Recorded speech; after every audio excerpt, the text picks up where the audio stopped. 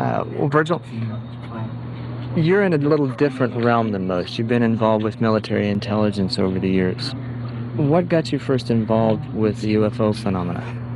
Well, my first exposure to it was in 1948 with the second capture of a UFO in the United States at White Sands Proving Grounds, New Mexico. And this was a capture as opposed to a crash? Well, actually what it was a soft landing, of course, and then subsequently it was a capture. I would say it was a presentation. We had had several disastrous crashes the year before in the Roswell, New Mexico area. And they had impacted and scattered bodies and pieces of the craft all over the landscape. We did get one body out of that, but we didn't have much to go on. And I feel that crash or presentation, you call it what you will, in White Sands, New Mexico, was to right the error that they made in the first 3 or 4 introductions. And so that craft came down silently, had 5 occupants. Later turned out they were all dead. It was a soft landing, and of course it was in the middle of the most sensitive proving grounds in the world then, and probably even now. Mm-hmm. And so I think it was a way of saying to us, you know, there was a greater intelligence watching all that we were doing, particularly in terms of our atomic and nuclear advancement and weaponry. And so that was my first introduction to it, and of course from then on it became a subject of interest. And but I really did nothing seriously about it. That was 48, and then I retired from the military in 1962. And some years later is when I took it up as a full-time pursuit to research it and to delve into it, and particularly from a spiritual aspect, to see what more I could find out about it. What did you find out about it? What's the essence of what you found? Well, the essence, after all these years of research, is that they are us and we are them. And, you know, and there's really no great mystery. As I said the other night, it's no longer UFO, it's IFO. It's an identified flying object. There are a few unanswered questions, you know, although we have some pretty good surmising conclusions. For instance, we know today that many of the craft are those owned by the United States or now Russia or possibly South Africa. Now, being involved with military intelligence, why has this involvement occurred without the public's knowledge? Well, it started out in 1948. I asked the same question. At that time, of course, it was top secret. It should have been. I had to agree with it. But I asked my commanding officer at that time... Yeah, what War of the Worlds did. Yes, exactly. Well, that's exactly what he said. I said, look, why isn't this being given to the public? I think they have a right to know. Well, first of all, I was told as a military officer to mind my own business by my superior, and I was not happy about that, and he saw I wasn't. He says, well, maybe you deserve an explanation. He said, the reason is we don't want another Orson Welles scare, you know, invasion from Mars, that same thing. Well, it had some validity in those days, and I accepted it with tongue-in-cheek, although I didn't agree with it, you know. Being a military officer, though, I had to, of course, conform. Not rock the boat. Yeah, right. And so I didn't. But that later became a catch-22 right up to this present-day age, you know. You've been rocking the boat here lately. Oh, you bet I have. Well, I started not so much now as I did, say, in 1980 on. It's like I said the other night, these people wouldn't be here today disclosing what they are now if I had not done it in 1980 and challenged the government and said, look, you characters, I said, you damn well have lied to us about all of this. There will be mass flyovers, and the government will have to say, yes, buddy, they're here. And in their defense, the government's defense, I would have to say that they're attempting to do that. First of all, they attempted to do it through the movies, Close Encounters of a Third Kind, E.T., The Day the Earth Stood Still, and all these. These are paid advertisements, so to speak, to you and I to let us know that these things do exist and they are here. Soften the blow. To soften the blow, exactly. And now on TV, every time you turn on the TV, you got a program on crop circles or UFOs or something like that. Major stations are now carrying it more and more every day. So I think this is also a step in the right direction. But there has to be a creditable explanation and release by the government in the very near future in order to satisfy the people's... Clear all this mess up once and for all. Exactly. It has to be done. You have been with the CIA, is that right? At one time, yeah. Yeah, how long? 9 years. 9 years. People say once CIA, always CIA. So they believe you couldn't say what you say if you were, or you have been with the CIA. How can you say these things about what the CIA doesn't want people to know? Well, of course, I don't tell a lot of things that I know, and I never will. You know, I still keep an oath of security up to a point. But when it came to UFOs, I said somebody has to speak out, you know, and it wasn't directed towards the CIA. It was directed towards the U.S. government and world government. And that's when I, in 1980, broke security. You quit before that? What happened? Why did you quit, or why did you? What happened at the CIA that you said that has to go? I had enough. I was 3 times in Vietnam, and of course I was associated also with them in Vietnam. And I just saw the futile future to the whole thing, and I said, you know, I've had enough of this. You know. I had already been in wars, beginning with the Second World War, the Korean War, Civil War in China, 3 revolutions, 3 times in Vietnam, and you know, on and on and on. Was and enough. It was enough, right? And so I wanted out. And but you didn't see UFOs in Vietnam or something, or did you? Not in Vietnam, no. But I was in on the capture of the second UFO in the United States in 1948. The most famous capture, though, of course, was Roswell. And that was a Roswell incident. And that was in 1947, the year before I was involved.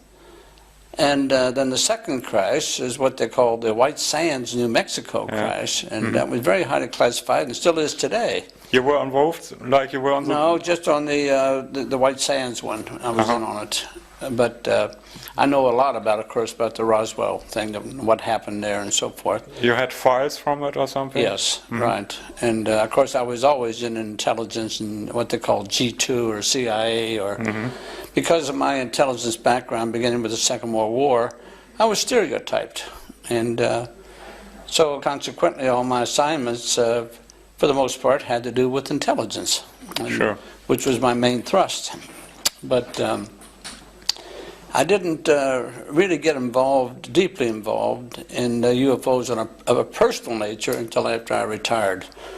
And it was that time I began to investigate ETs and UFOs in great depth. And I had just come from the CIA, and I was assigned to the 82nd Airborne Division in Fort Bragg, North Carolina.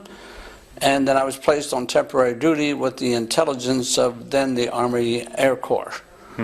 And which later very quickly became the Air Force as we know it today.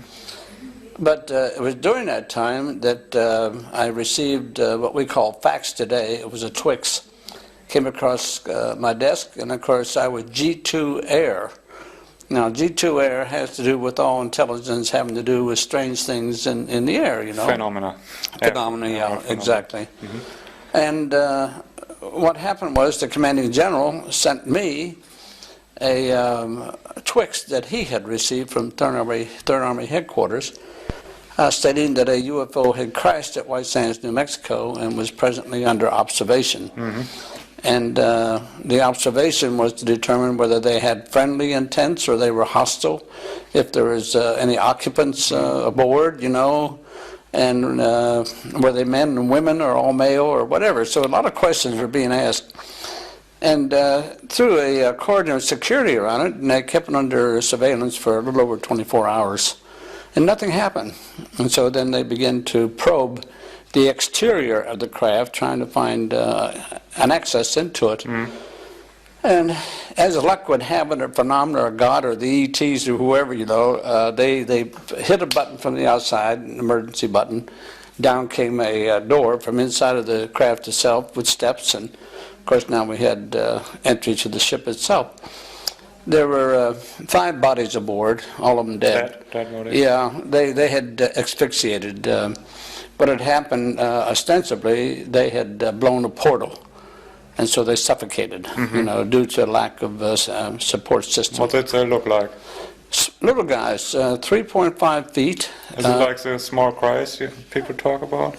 They weren't like the Zeta reticuli grays. No, their eyes were different. The Zeta reticuli grays have almost insectoid eyes, you know. These little guys had nice eyes. They were kind eyes. The 5 occupants, one of them was just under 4 feet, and he obviously was a commander because he had epaulets on his uniform. And one of the smaller ones, the 3.5 feet, also had epaulets, so he was obviously the assistant commander. The rest of them were dressed in very tight-fitting silver uniforms. And so now, characteristically, in other words, the physiognomy, they had no hair, hair anywhere on the body. Huge eyes, an outsized head with the body, no ears, because the ears had atrophied. The nose had atrophied. The mouth was immobile, and so it wasn't like our mobile mouth, you know. Yeah. So obviously they communicated with telepathy, and so the bodies were taken off of the craft, and they were flown back to Wright-Patterson for examination. And Wright-Patterson Air Force Base. Yeah, that's right, in Ohio. And of course, they had very great difficulty getting the uniforms off them. They couldn't cut it. They tried scissors. It's not like it was a material that we didn't know. Nothing like here on the globe, I should say. But they couldn't cut it with scissors, and yet it was thinner than a newspaper page. Amazing. And, it is. So finally, they had to resort to metal shears to cut it, and they finally got the uniforms off of them, and then, of course, they examined the bodies. They were all male. They had male organs, genitals, and what have you, but again, like the ears and the nose, it had atrophied due to non-use, you know. They were no longer sexual and didn't need the ears to hear and all that, so they were different from us, but they were nice little guys, really. Did they find out where they came from? They did, but I never learned. It never was reported, of course, in the Twix. But I do know they were good at that time. And my personal opinion about that whole thing was in the first attempt to tell us that they were here, which was a Roswell incident, that Roswell crash was caused by radar. Yeah. And brought the ship down. Yeah, well, they wasn't prepared for the wasn't prepared for the new radar, and they couldn't read, for instance, their altimeter because they impacted with the ground and scattered over about 10 acres, you know. Out of that, of course, the Roswell incident, we got one live body. And that was earlier than White That was Sands. 1947, Yes. right. And 1948 is the crash that I was in on. Is the same kind of ETs like that in White Sands? They were the same, right. So Roswell were not the Greys? No, they were not the Greys. So you say that were nice, you call them nice? I call them nice, benevolent, in other words. Yeah. And in Roswell they found one alive? yeah,